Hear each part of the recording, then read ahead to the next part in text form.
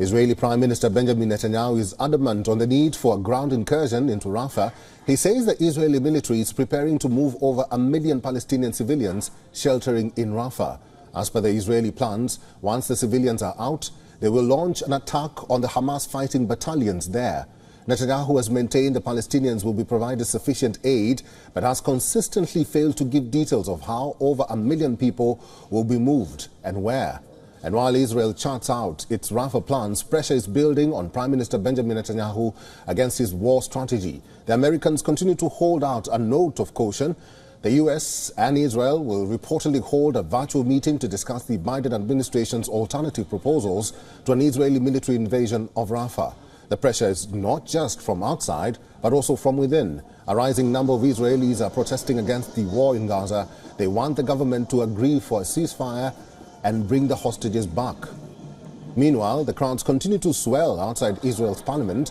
These are scenes from Jerusalem, where the Israelis continue their calls for the government to reach a deal to free dozens of hostages still held in Gaza and hold early elections. They are demanding that Netanyahu must go. We cannot imagine him not being replaced, because he's driving us to the abyss. We are in a place where if he's not changed, and again, if good leaders or a new coalition is not taking over, we are doomed. I'm doing what I've been doing for the last 4 months. I'm asking politely to Mr. Netanyahu to go away.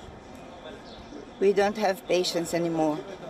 We have our kids that we don't know what is happening there. It's all people in Israel that want he will stop be prime minister and move and make some of them want election now. I want my father-in-law home now, so what, which way, it doesn't matter, just bring them back.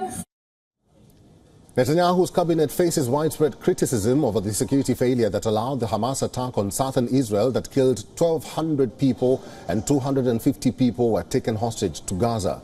On Sunday, police fired water cannons to break up roadblocks by the protesters, Some of the protesters were also dragged off the ground and taken away.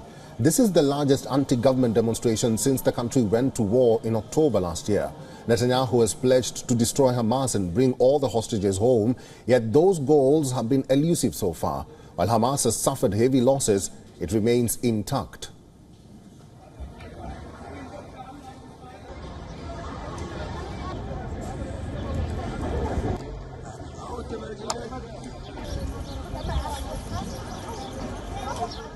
For all the latest news, download the WION app and subscribe to our YouTube channel.